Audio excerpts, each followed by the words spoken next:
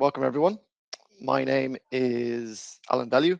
I am Senior Product Marketing Manager at Davra, and I'm delighted to welcome you to our webinar today. So we've got two fantastic speakers lined up for you who are going to give you a very exclusive first look at Davra AI. So before we get started, I just have a couple of housekeeping announcements to make. So the first one is that we will be running a poll throughout the session. Just asking where is AI on your organization's roadmap. So you'll be able to see that on the right-hand side of your screen, and do make sure to have your say and input there. If you are liking what you are seeing and would like to see more, we'll also have a button available somewhere on screen where you'll be able to request a demo with one of the team. And or you can just add a message into the chat and we'll make sure to follow up with you directly there. And finally, we'll be running a Q&A session at the end. So please do send any questions you have through the chat function, and we'll try to get to as many as we can. So without further ado, I'm going to hand over to our first speaker of the day, who is Paul Glynn, Davra CEO. So take it away, Paul. Okay, hi everybody. Thanks for that introduction, Alan. Fantastic speakers you described us as. No pressure there. We just have to fulfill that now. So look, hi everybody. Nice to see you all. As Alan said, my name is Paul Glynn. I'm CEO here at Davra. I'm looking at the attendee list. And there's a lot of old names we recognise, but a lot of interesting new names. So I might do a very brief introduction to who Davra are for people who don't know who we are. So we're an Irish company headquartered in Dublin, although we've presence all around the world. We've global coverage. And we have developed a full stack industrial IoT platform. So we typically work with organizations who are looking to connect assets they've never connected before. Assets like buses, trucks, trains, ATMs, vending machines, sensors in agricultural environments, sensors on manufacturing floors and mines, all across. Very, very wide range of customers and very wide range of industries we work across. But what they all have in common is they're looking to connect these assets so they can collect data from them and turn that data into some form of usable business intelligence, which is where our platform comes into play. So we're sort of old guys now in the IoT industry. We're here a long time. We're in business about 15 years. And we've seen over that 15 years that, I suppose, the use cases in IoT change quite considerably. In the early days, they were very much pretty basic, very much remote asset monitoring focus. So collect data visualization, graphing, charting, some alerting, but very, very basic, just about remote monitoring.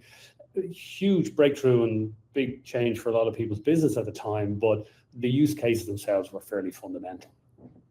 Over the last 15 years, that's changed a lot. The use cases have become much more complicated, much more complex.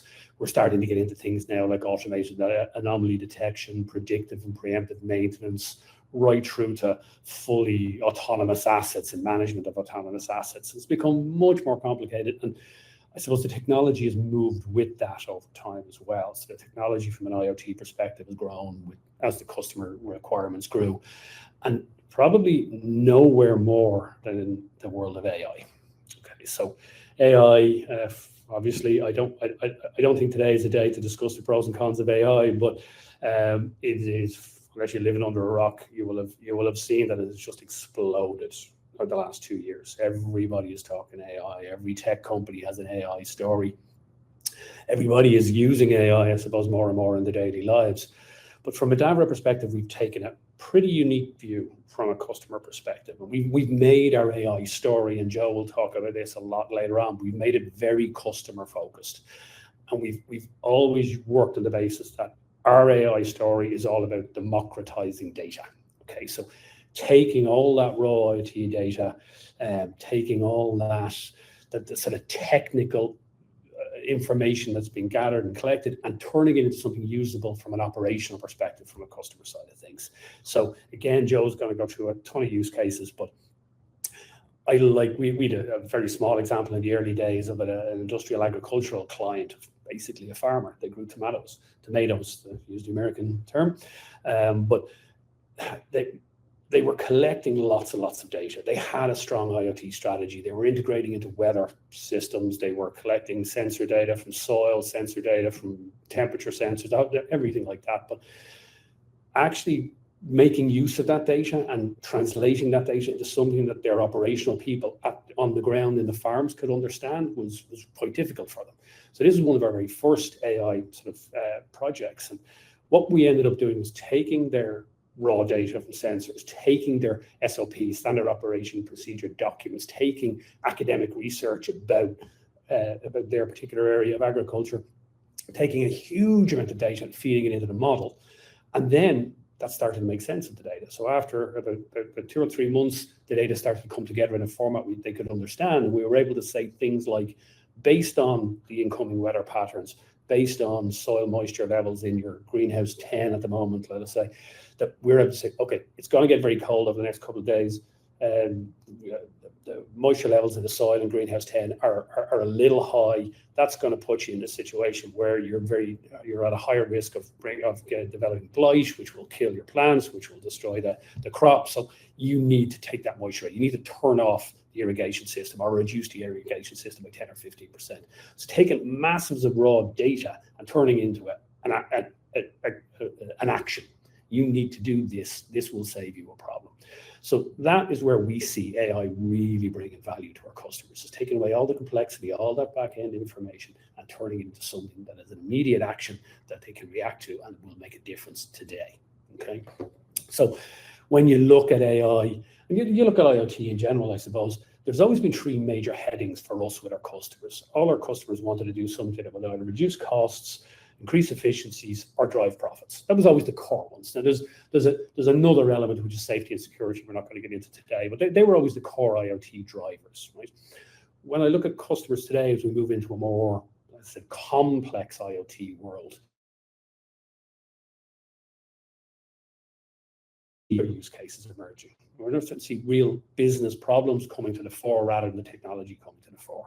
So, for example, up here in the top left-hand corner, we have an automotive customer of ours who have downtime on their production line cost them about $20,000 a minute. Massively, massively expensive.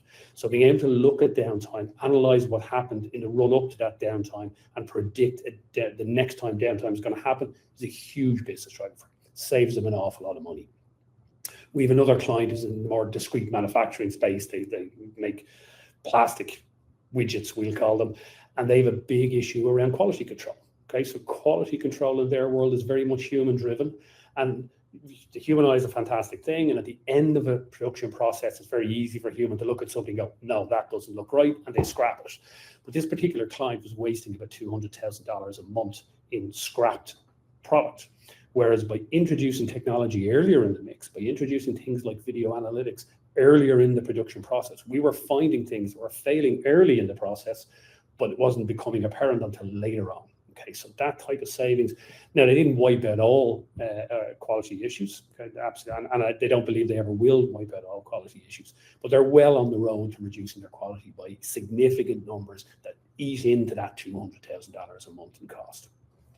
We have another client who are an industrial equipment manufacturer, very heavy grade industrial equipment manufacturer. They make basically construction equipment.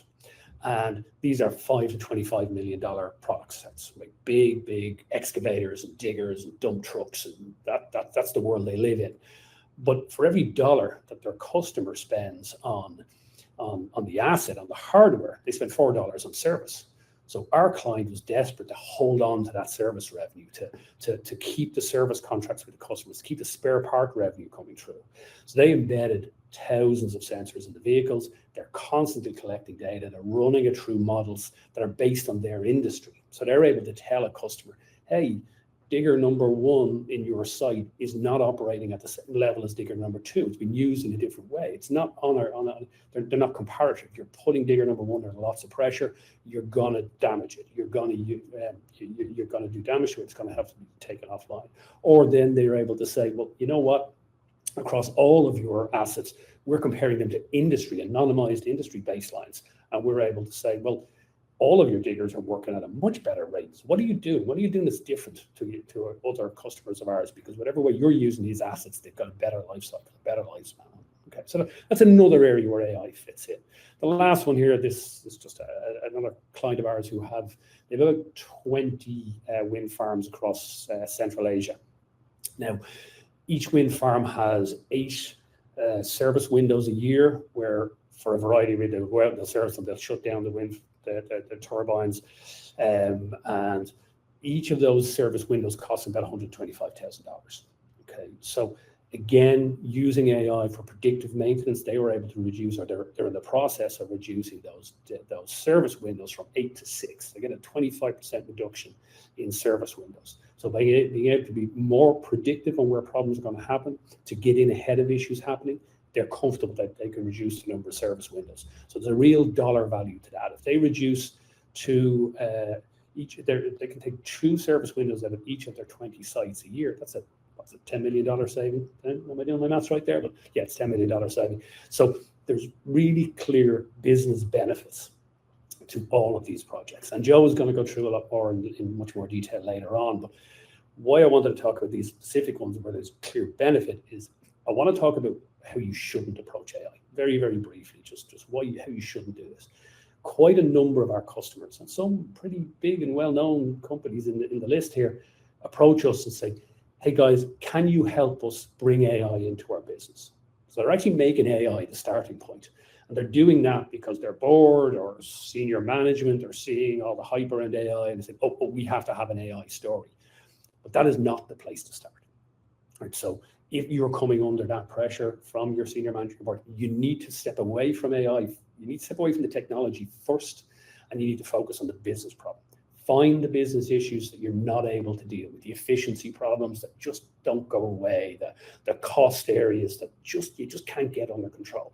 Find those problems first, and then look at how you can use technology to address those problems. Okay, and we would always tell our customers that, because if you start thinking it's a technology problem, it rarely is. Really, rarely a technology problem. So always take it that let the business issues and the business problems drive how you use technology, which is sort of a nice segue from one time I'm saying this technology isn't the issue, and then we're going to pass you across to Joe, who's going to tell you all about the technology.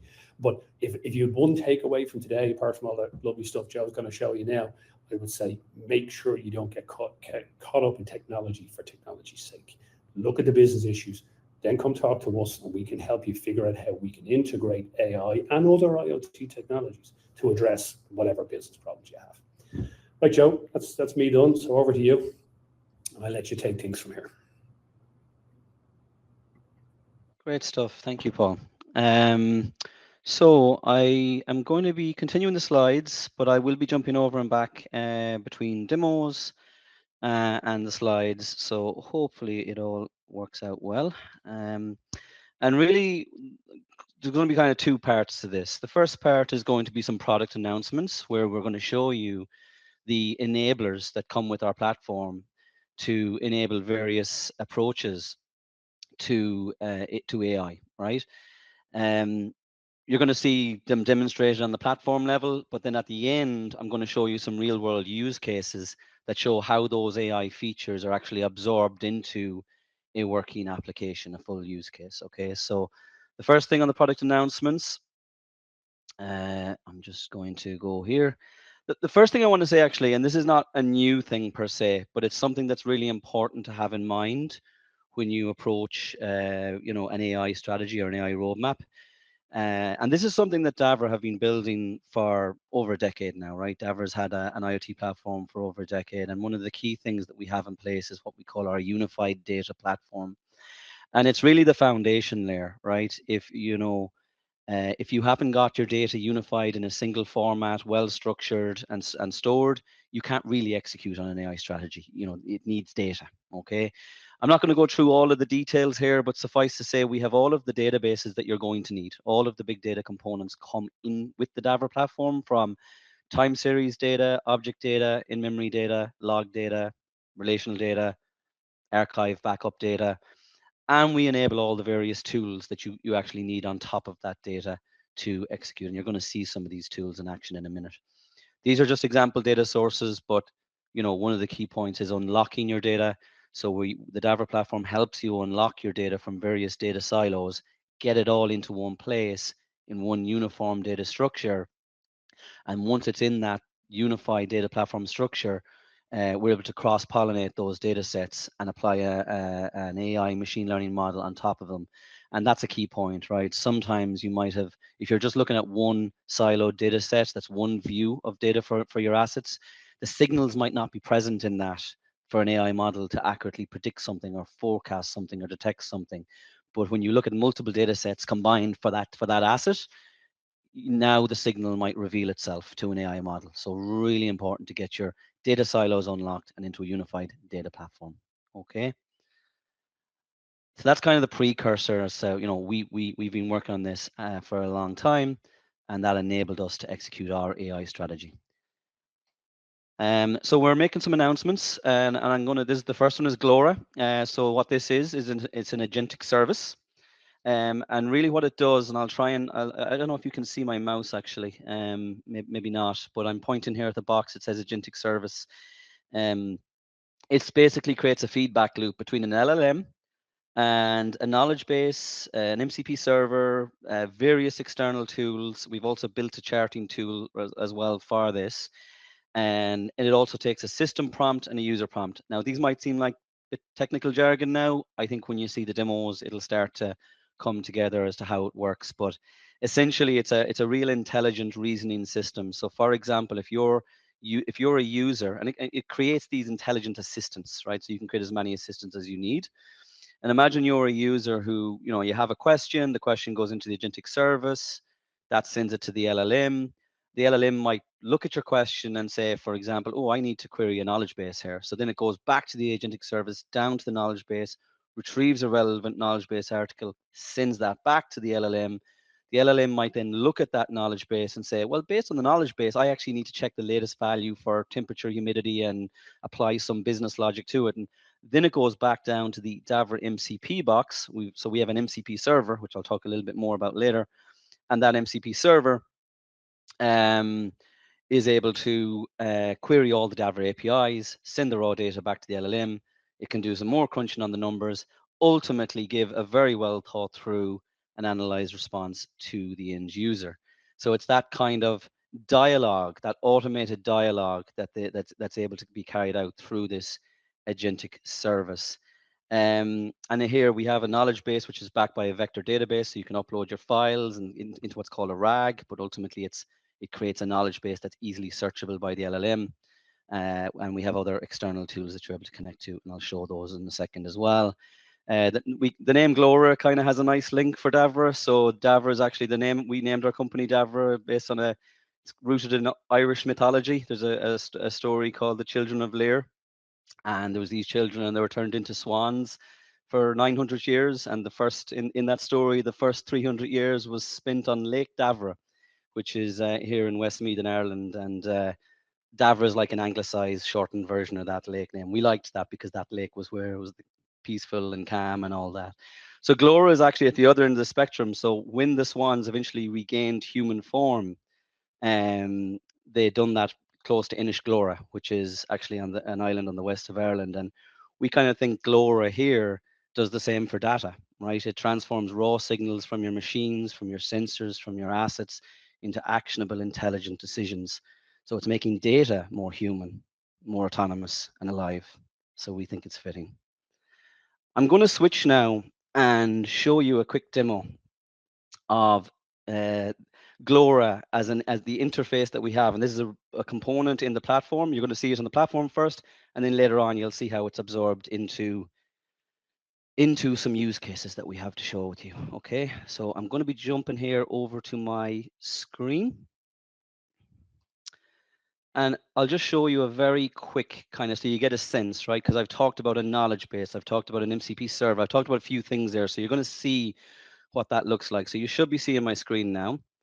And I'm going to just start off with a new chat here.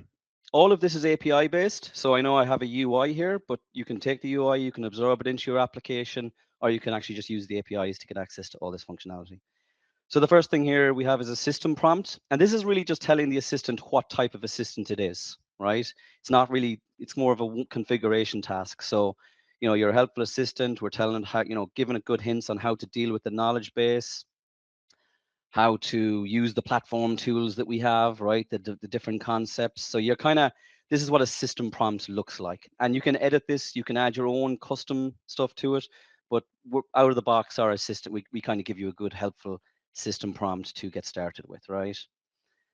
So that's your system prompt. I also have some RAG files here, and these are uploaded. So you can upload maintenance manuals, you can, SOPs, white papers, procedures, things like that.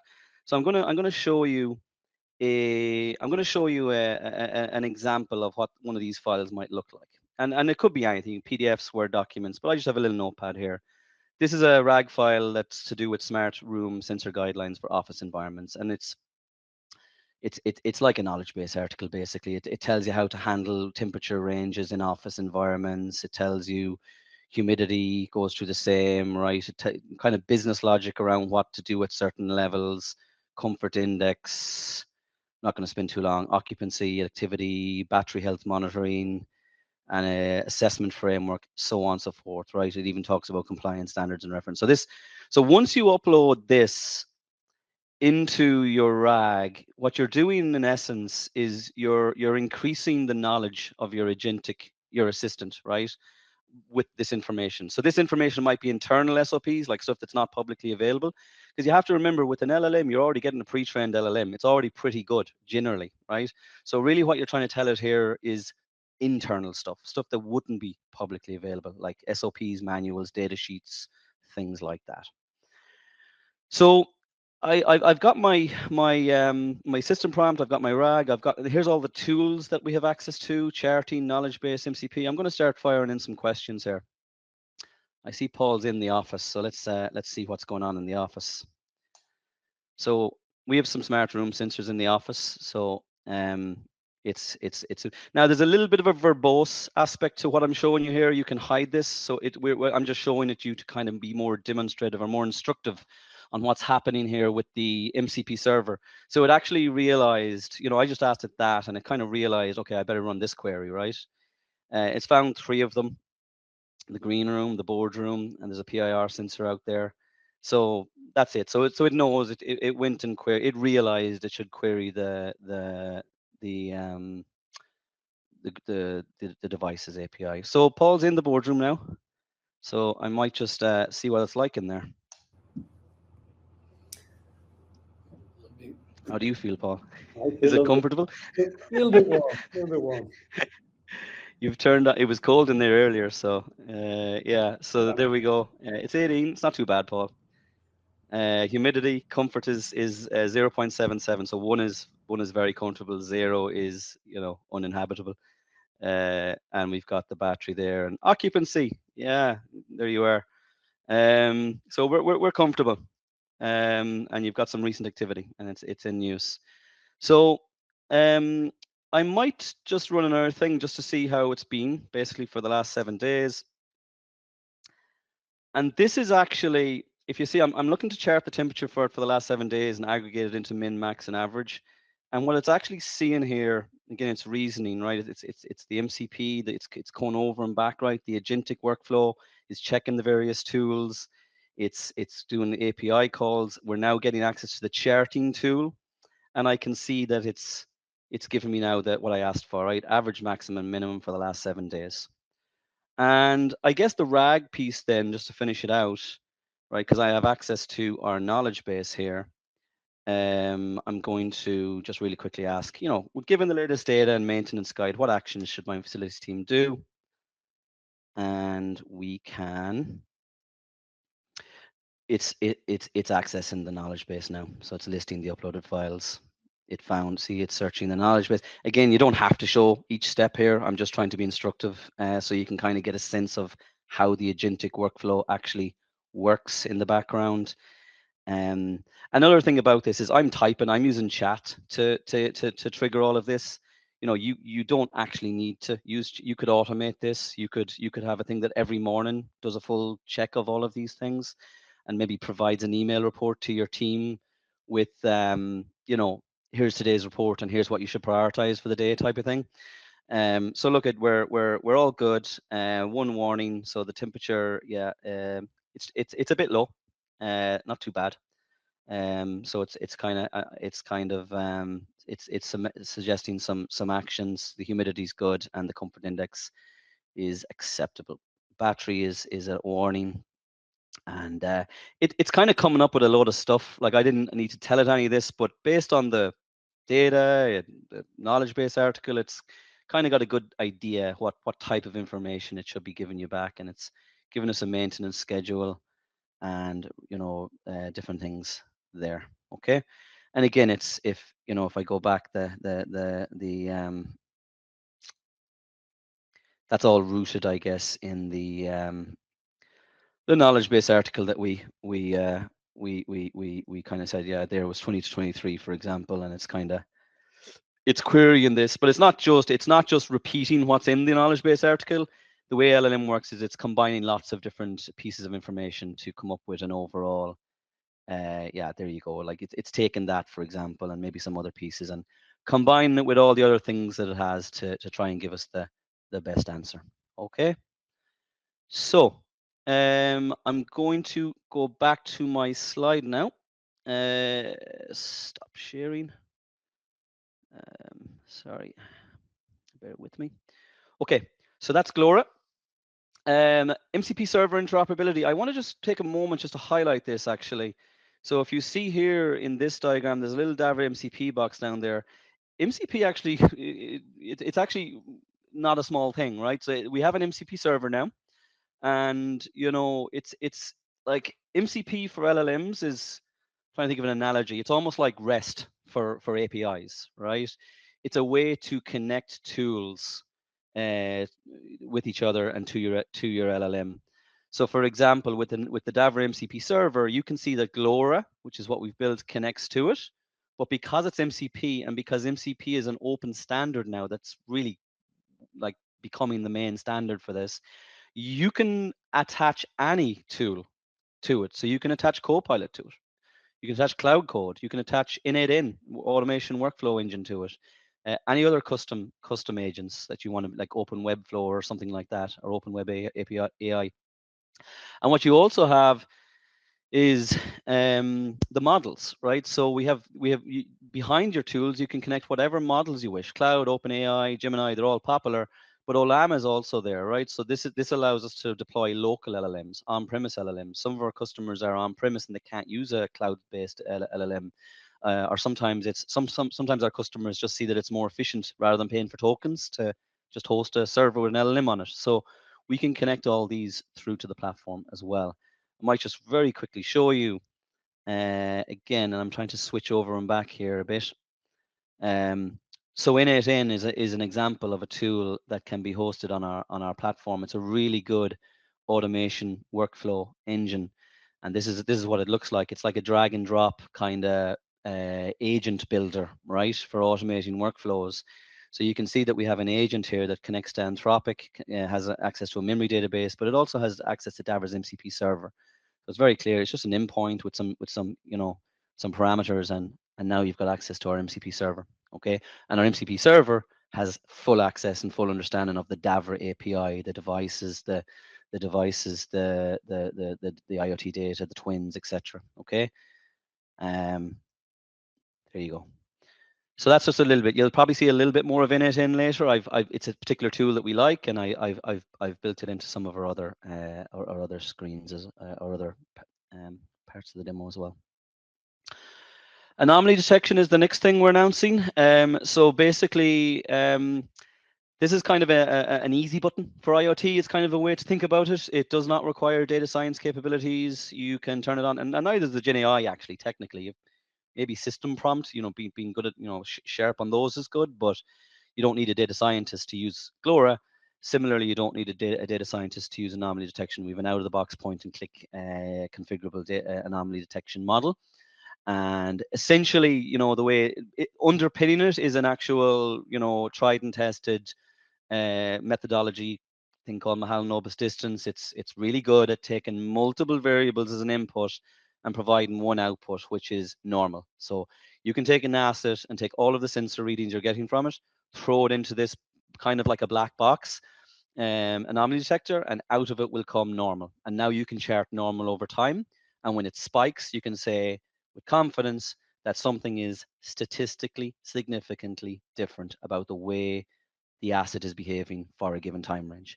And this can learn per device, because every device will have its own signature, its own baseline, and it's smart enough to know time of day of week, all of that kind of stuff, what normal looks like. So if I go back to my demo now, and I'll just show you a little bit about what this looks like. Sorry for the jumping around here. But we'll get there. So if I move on to anomaly detection. So the Davra office, our famous boardroom. So this is what an anomaly detector looks like if you want to configure it. Very simple. You can manage it with you select which of the input parameters you want, and you can add as many of them as you want. It's really good at multivariate analysis. So you can add your metrics, average, sum, count, min, max. You set your aggregators, and then you add your assets. So I've added 3 assets here: my desk, green room, and the boardroom.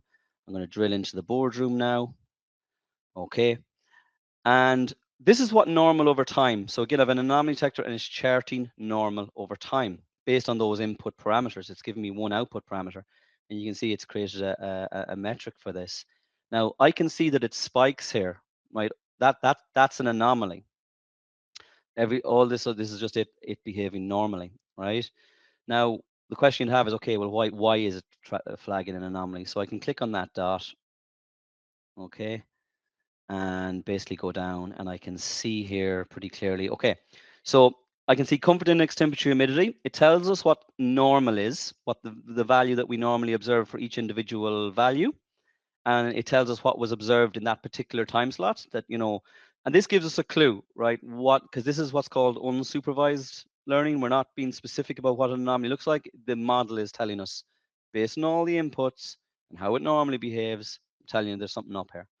So if I look at this one, I can see it gives you a clue. Like, can eye it up, right? What's out of whack? The humidity is a bit low, the temperature is a bit higher than normal, and the comfort index is 1, where it's normally 0.37. That's kind of funny. So our our boardroom was comfortable, which is an anomaly. It's normally not that comfortable, I guess, in that time period. So that checks out, I'd say. But that was an anomaly. So you can imagine how you could apply this to any asset you have. Just give it your data, and within a bit of configuration setup, you're going to get some results to tell you can start seeing how your assets are behaving. It's really good at telling you maybe the issues that you maybe didn't even know you were looking for, right? Because when you're using a rules engine, you're like, if this then that, you're already very much aware of what you're looking for. This is really good at finding the issues that maybe you didn't even realize you were looking for, those hidden signals in your data that's telling you that something's up that warrants attention. It doesn't always mean that there's going to be a problem. Sometimes it can be a sign that there's a maintenance issue, but sometimes it might be someone's using this differently. Someone's using this asset differently than it's normally used, and that's now throwing an anomaly, and maybe there's a problem. Okay. So I'll keep going here. Back to my slides. So AI inference is another approach. So this is one where you have a real custom AI model and you want to be able to deploy it into the platform. So the platform does come with all of the tools that allow you to develop AI models, train them, and deploy them into the platform for inference. So it's a set of tools. We have best practice methodologies documented and plenty of templates and examples for how to get AI models deployed into the platform. This is custom models though, right? So the anomaly detection in the Gen AI, kind of, you don't need a data scientist. For this one you would, right? Because it's a custom, you need someone to write Python and know how to use the libraries that come with data science to basically, a lot of people are doing things like predicting something's going to happen or forecasting something out into the future. This type of use case. We have all of the tools in the platform that will allow a data scientist to be productive and be able to deploy those models into the platform. I'm going to demo that to you now in a second. But the other benefit, though, the ability to run AI models for inference inside the Davra platform there's benefits in terms of data proximity, right? So you're running the models right there beside the data, right? So there's no expensive export of data, right? Batching it and sending it somewhere and moving it around and incurring the cost of the network transmission, probably encouraging the cost of the data storage twice. Also, the move of data is going to probably mean you can't really run your inference very often because that's expensive and takes time to export data anyways. So you need to wait for that to finish and then run your inference. So running the inference on the data beside the data means you can get your predictions and your inference more frequently, like every 5 minutes make a prediction, for example, and it's less expensive to do it. The other benefit also is that you're inside the perimeter security of the platform. So by moving data between two different places, you're also incurring risk because you're expanding the attack surface for that data. We don't know, we can't warrant that the data, when you move it to some other location, is going to adhere and abide by all of the security controls that we've built into the platform that you've used, like role-based access and organizations and etc. So it's a security de-risking point as well. But if I show you briefly what it looks like, at least on the platform,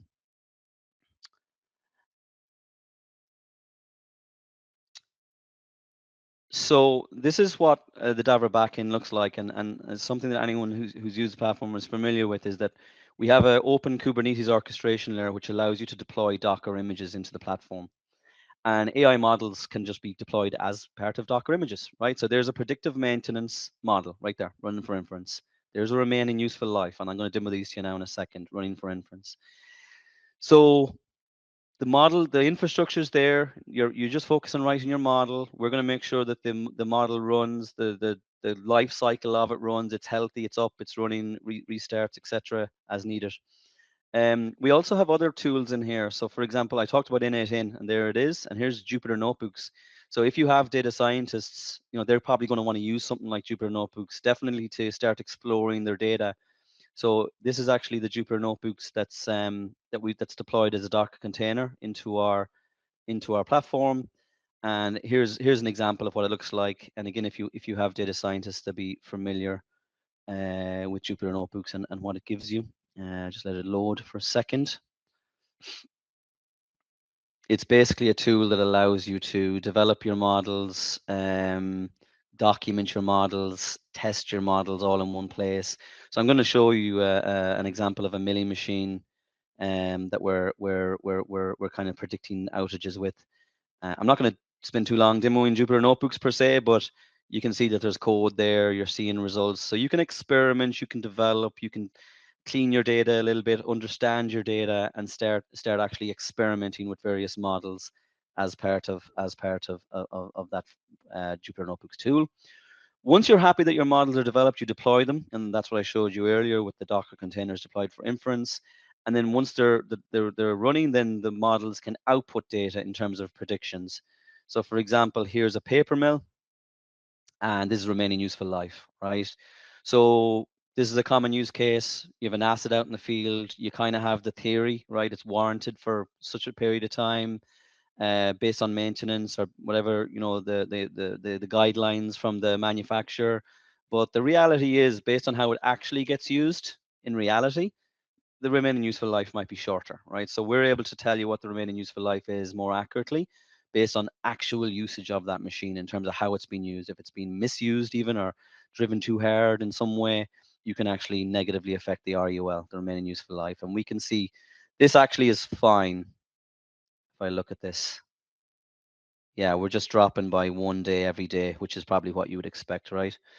And you can see the remaining useful life reducing over time. We also do have explainability. Explainable AI is something that explainable AI is something that we're always very keen to make sure that we address, because if you're giving someone a prediction or insight that something's happening, you ought to give them some clues as to why, right? And within AI, there's a way to do that. It's called feature importance. That's a term. Each feature of the data. So, for example, intake water temperature is a feature, right? So this is all the most recent readings from this asset. And what this is, which is the predictive maintenance insight, is a weighting, right? So you can see here that a couple of these are weighted highly and in red, 27, 34, 31 over here.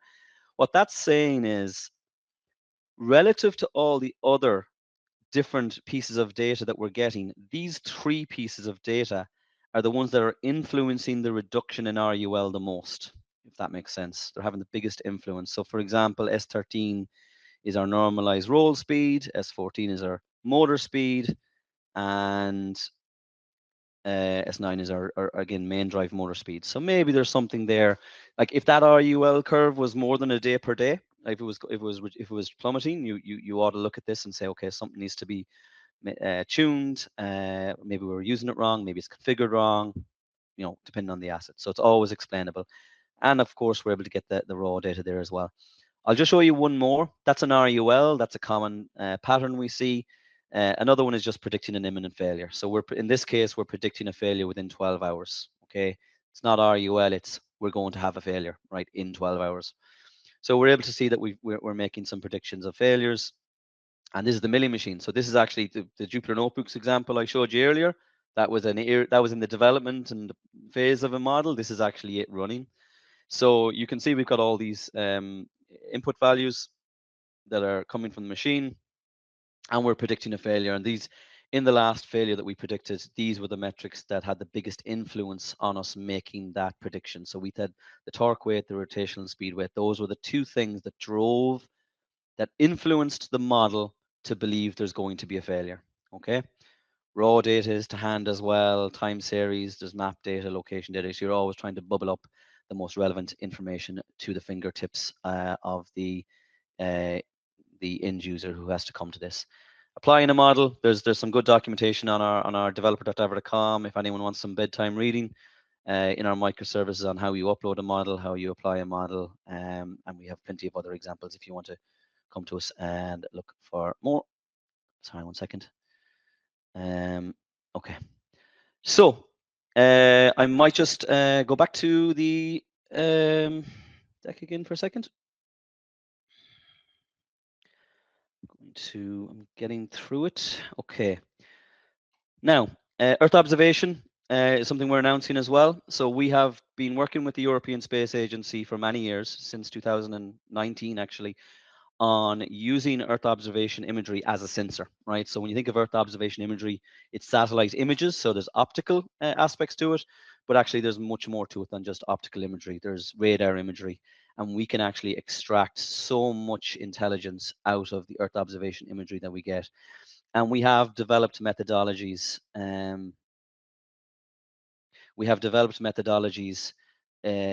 Previously for soil moisture index, land use and land cover, vegetation index, and displacement, which is the displacement of Earth, right? The oscillation of Earth. They were previously developed as part of a solution that monitors dams and mines. We are now opening them up, right, through an API layer to make these Earth observation methodologies more generally available for use in other IoT solutions that our customers are looking to make. We're seeing a lot of applicability in things like agriculture, environmental, water management, critical infrastructure monitoring, also in utilities. Actually, some interesting stuff going on with utilities where, based on the soil moisture index, the vegetation, the amount of vegetation in a given area, upcoming weather, some ground truth sensor data, we're actually looking at wildfire, the risk index of wildfire in utilities environments, which are sometimes things that the utilities infrastructure can actually create a risk to wildfire. So it's understanding the risk index around that is something that actually is a very interesting application of Earth observation imagery.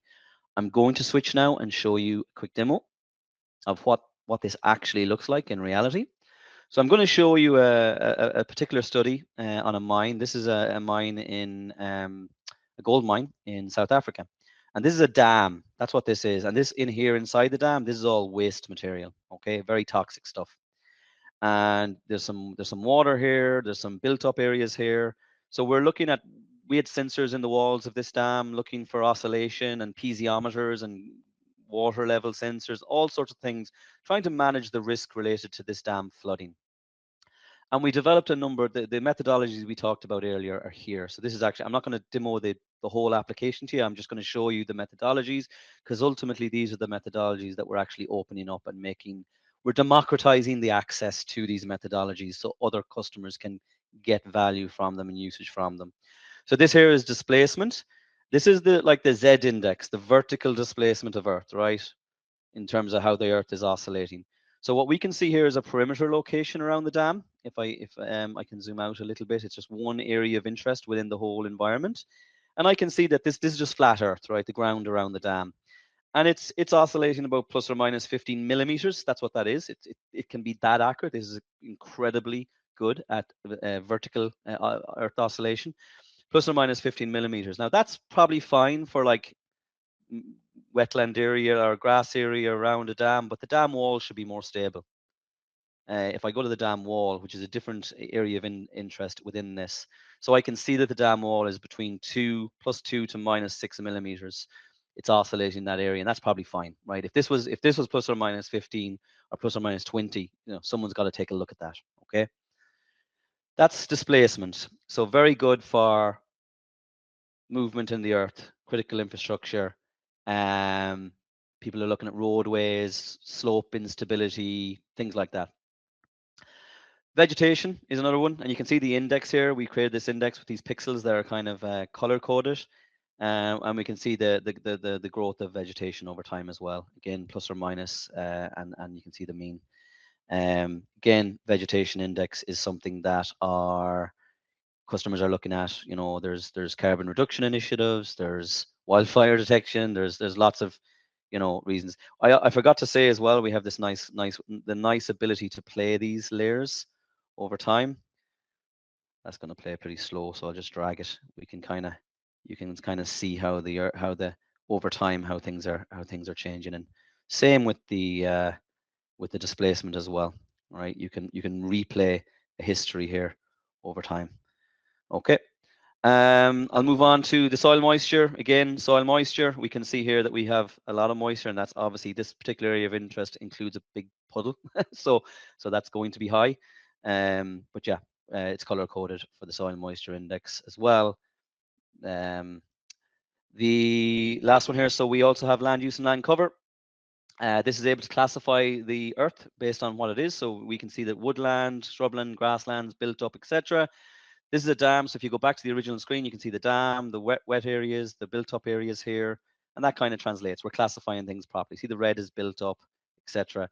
And I'm able to then, once you classify it, then you can actually work with it as data, right? You've taken it out of an image and you're actually able to work with it. So, for example, we're able to chart this over time. So we can see the built-up areas has gone from 40% of the total area to 41 to 44. That was actually a key thing for this use case. They were really interested in, we had to create a risk index for that dam, and one of the key components of the risk index is how much dwellings are surrounding the dam, right? Because those are obviously at risk. So that actually drove the risk. The risk index of this dam is actually slowly increasing here. Okay, I'm going to go back now. I'm just seeing time, so I'll probably be able to get through these last few things.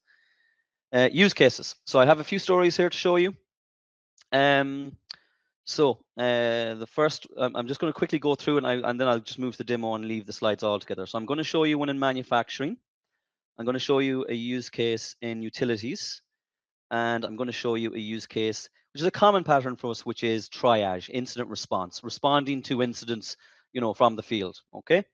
So I'm going to just switch back to my demo now and try and get through those 3 demos, and hopefully I might just need to go a little bit faster so we can get through it. So here's the manufacturing one. We can see plants all around a location. I can see that there's one plant here that's giving me a red, and we see a predicted failure. And what I'm trying to do here with the use cases is, you've seen all the components in the base platform. Now you're going to see elements of them being bubbled up into applications for end users of specific applications, right? So predicted failure, I can drill in here to this is a Dallas. I can see there's a line here with an issue on it. I'm going to drill into that line. This is a digital twin of a manufacturing line, not the topic for today, but suffice to say, we support the GTLF format, which allows us to render 3D images in the browser and make them interactable, right? So for example, I see that the conveyor drive has a problem. I can click the conveyor drive, and I can interact with. I can click other parts of it as well. Like there's the loading belt, for example. So digital twin topic for another day. But if I look here at the conveyor drive, again, it's predicting a failure within 72 hours. It's again bubbling up the features which influence the prediction, right? So I can see here that the motor load there's something up with the motor load, and it is increasing. There's something up with the motor temperature, and lo and behold, it's increasing. And there's something up with the vibration, which is also increasing. Someone needs to look at that motor. The Glora agentic AI in the background is also assisting here. It's doing a root cause analysis. It's making recommended actions, and it's showing me the business impact, right? So you can imagine that demo I showed you earlier. There's a rag there. It's telling us about the internal procedures for responding to such things. You can also build in these actions, create a work order, for example, and it's running an agentic workflow in the background. I might just show you that really quickly. I think it's this one. This is in 8.10 actually. So in the background, we have an agent that's fetching product inventory, fetching products. It has access to an LLM. It has access to some memory. It's doing its thing, and it's coming back to us, right? So it's given me a work order summary for what's going on. It's actually worried that something is to do with the motor actually is out of stock, etc., etc. I'm not going to read it all, but essentially it's saying, shall I create the work order? Yes. Create. Create the work order. Human in the loop, right? So you can always have human in the loop with these models. So it knew to come back to me and confirm that I should create the work order. So if I look at this, how it's configured, and this is a system prompt again, you can see you're a work order assistant. So again, you're telling them what type of assistance it is. You're saying, here's all the stuff you can do, response format, and it's telling you the workflow, right? See, await confirmation. So it done that, and it's actually created a work order now, and I received an email as well. I received an email as well, but yeah, the key thing is the work order is there. Folks are using this to integrate with things like IBM Maximo, SAP, ERP systems, etc., to automate those parts of it. Okay. I'm going to jump on now really quickly. This is a utilities example, similar concept. So we see the grid infrastructure. I'm going to click on an icon here. I can see there's a substation here. I can zoom to it. I can see some location here, but I can also visualize the digital twin. There's some various metadata available to me. I'm going to visualize the digital twin of the substation. Okay, so again, similar idea. We've got a lot of clickable components here, right? And circuit breakers and support insulators, etc. But the thing that's really catching my eye here is this transformer, which is blaring red. And again, I'm seeing the key metrics. Transformers overloaded. There's a suspected overload, right? And this is coming from our predictions and our Glora, reduce the load, what to do next, business impact, right? And so on. The last demo I'm going to show is the alarm manager. Again, we have a template for this. So a lot of our customers look to do incident response, assets in the field, you have people coming in, looking at data coming in, wanting to really resolve those. So if you're interested in reducing the mean time to repair, mean time between failures, deflecting calls as well, right? So a lot of these things can be resolved without even getting to your agents. So I can see, and there's an alert here, it's a low temperature. You don't need to have the button here, but I just put it here to be instructive, to kind of show you the way the model is thinking in the background. So again, it's the MCP server. It's analyzing what tools. It's getting the latest values. It's searching the knowledge base. It's kind of going through all those steps. And yeah, this was a closed alarm, right? So it's kind of saying, look, at this is actually fine now. But you know, if this was a live alarm, it would have given me different steps, right? Action steps, what to do, technician on site. There's kind of a bit of a logic there for how to respond to this. Okay. That is my last demo. I'm going to just go back and show one more slide, and then we'll open up for Q&A. I'm going to put this slide here. This is just to kind of reiterate actually what Paul said. You know, we're showing a lot of stuff here, you know, that kind of maybe you feel, you know, is probably advanced, right? And you know, it's all, I mean, the technology is able to do it, right? But if some folks are looking at this thinking, whoa, this is way too far out for us, right? You know, if it all feels a bit overwhelming, going back, like this is the typical journey for our customers. And back to what Paul said, step zero, build your business case. Step one, connect your assets, get your devices talking to your system, start collecting quality data, start doing remote monitoring. You can get a lot of bang for your buck and you can solve a lot of business problems just by doing those first steps. And Davra has the topic for today was AI, but Davra has all of the tooling to get you past each of these steps. So just to be aware that if you are on these steps, you are actually executing an AI strategy technically, right? Because you need to get your data in order before you can start doing your AI models. So don't be kind of, if it was daunting, I would say don't be discouraged. You're actually on an AI journey if you're doing these steps. Okay, and with that, I think that's the Q&A.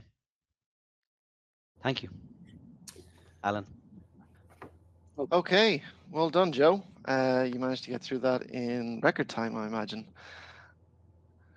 We've had a couple and a lot of questions through on the chat, so thanks very much to everyone who's sent questions in. There's been I suppose the first question I'll bring up is there's been a number of these on the same line, and it's kind of, if I can summarize, it would be what level of expertise does a business need to run and maintain these types of AI solutions? So I could take that one.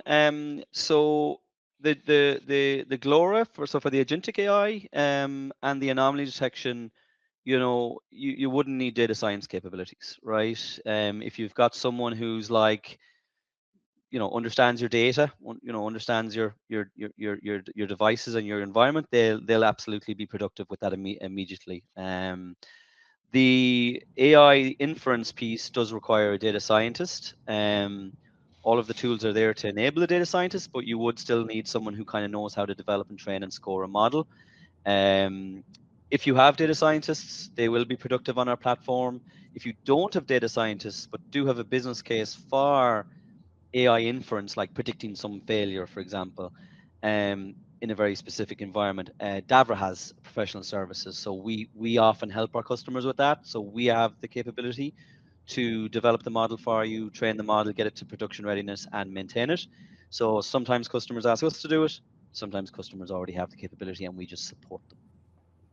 Yeah, and Joe, I'd add to that. And I know I sound like a broken record talking about business cases, but it's also important to get the business involved in the early stages of this engagement as well, because you have to know what that core underlying issue is in order to know what data to collect around it.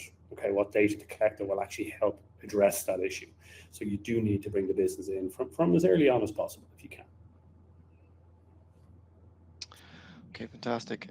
We have one question in here from Lloyd. So, in terms of the anomaly detection, how would it know what normal is, and what the observed threshold should be?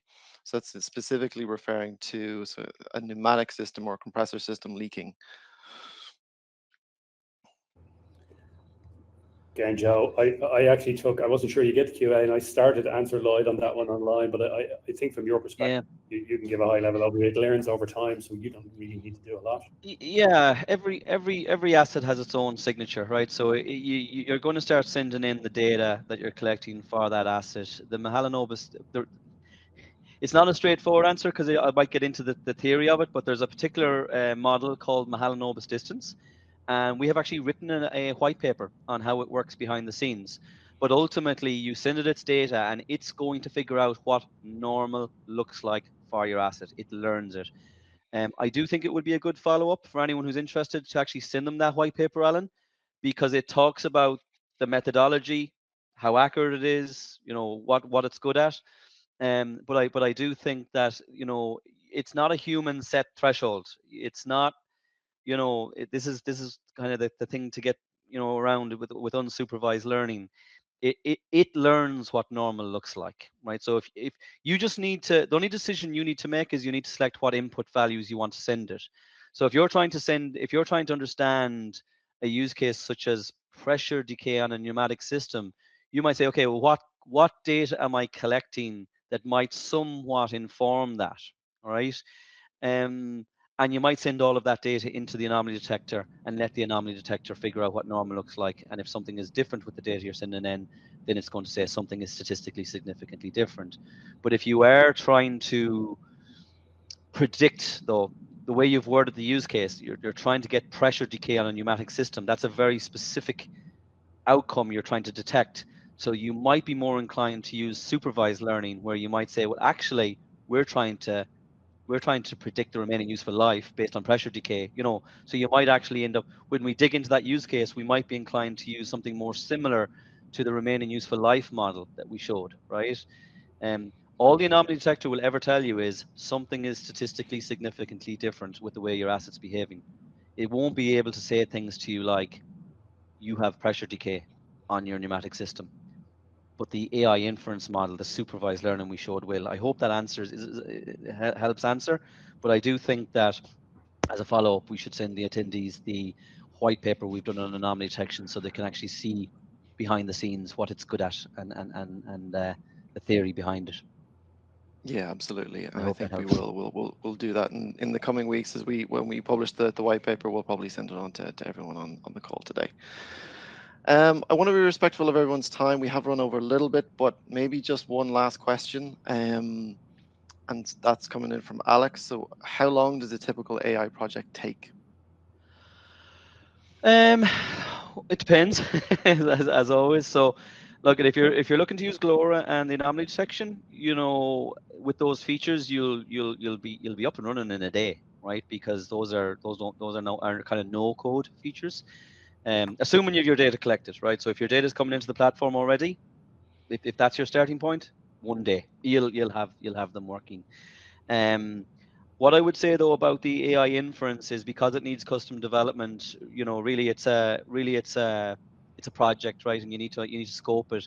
But probably a rough idea is, I reckon after 3 months, broadly speaking, on average, you would start to see, useful insights being generated by your models that you've written, because they need to be developed and they need to be trained, and they gain maturity over time, so they become mature enough. Now, this is a generalization, because sometimes they can take longer, sometimes they can be shorter. It really depends on what you're trying to do, the complexity, the nature of the data. But if I was to set an expectation, I'd say we've done a lot of projects where around the 3 month mark we were like, yeah, because we can score our recommendations or our predictions, and we can see that they're actually useful enough now and accurate enough now. So around 3 months for the AI inference, but for the Glora and the anomaly detection, once you have your data in the Davra platform already, you'll be able to use those pretty much immediately. They're no code features.